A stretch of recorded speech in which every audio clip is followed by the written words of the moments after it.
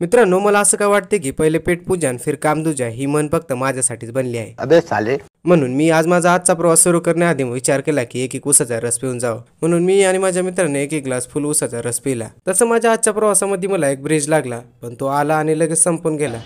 अगदी माझ्या पगारासारखं. आईला पगार पडला नाही की लगेच संपून जातो राव. पण तुमचा यो भाऊ रस्त्यावर आलं तरी चालेल, पण फिरायचं काही बंद करणार नाही आणि ब्लॉगिंग काही सोडणार नाही. ठीक आहे. पगारातले उरले 500 रुपये घेऊन मी आलो आज रामदारा फिरायला.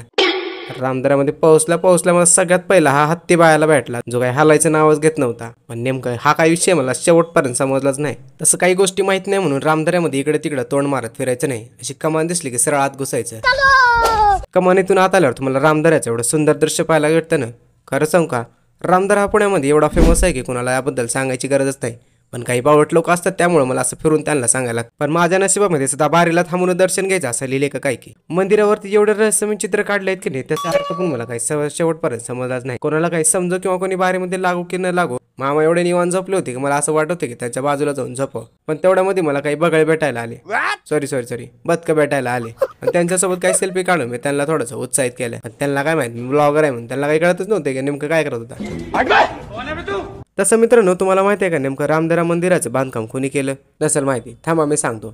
तर मित्रांनो, तुम्हाला सांगतो, इसवी सन 1970 मध्ये धोंडीबाबा या महाराजांनी स्थानिक लोकांच्या मदतीने हे प्राचीन मंदिर बांधले. तसं मित्रांनो, राम आणि लक्ष्मण आपल्या सीतेसोबत आपल्या वनवासामधले काही क्षण या मंदिरामध्ये घालवले. त्यामुळेच मित्रांनो, या मंदिराला रामदारा या नावाने ओळखलं जातं. तसं मंदिरामध्ये अनेक काही गोष्टी आहेत, पण त्याचं महत्त्व नेमकं काय मलाही जास्त माहिती नाही.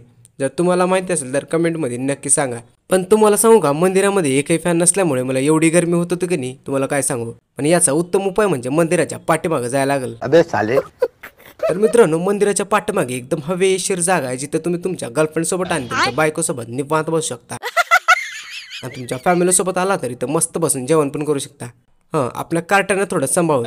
नक्की या झाडावर चढून कुठून तर उड्या मारणारच. पण हे तर एकदा कोणी बसलं का नाही, उठायचं नावच घेत नाही. पण तुम्हाला माहित आहे ना, काहींच्या बायको आपल्या नवऱ्यासमोर अजिबात वाकत नाहीत, पण इथं सगळ्यालाच वाकून जायला लागतं. कारण रस्ताच असा आहे. आता हा रस्ता कोणी बनवलाय तो आपोआप बनलाय म्हणा, पण खरंच लय भारी आहे. चला या रस्त्याच्या पलीकडे जाऊन तुम्हाला दाखवतो नेमकं काय. जास्त काही खास नाही, पण वरच्या सारखी जिथं पण शांत बसायला जागा आहे. मला वाटतं फक्त आमच्यासारख्या ब्लॉगर लोकांसाठीच बनवली की काय काय. आता या निसर्गाच्या पाऊल वाटेतून मंदिर पाठीमागणं एवढं भारी दिसतंय की नाही, तुम्हाला काय सांगायचं. तुम्हाला साधं चॅनलला सबस्क्राईब करता येणार, तुम्हाला पुढं काय सांगू रे. थोडं घ्या की मनावर, होऊ द्या की आपले बी 1,00,000-2,00,000 सबस्क्रायबर सगळ्यासोबत.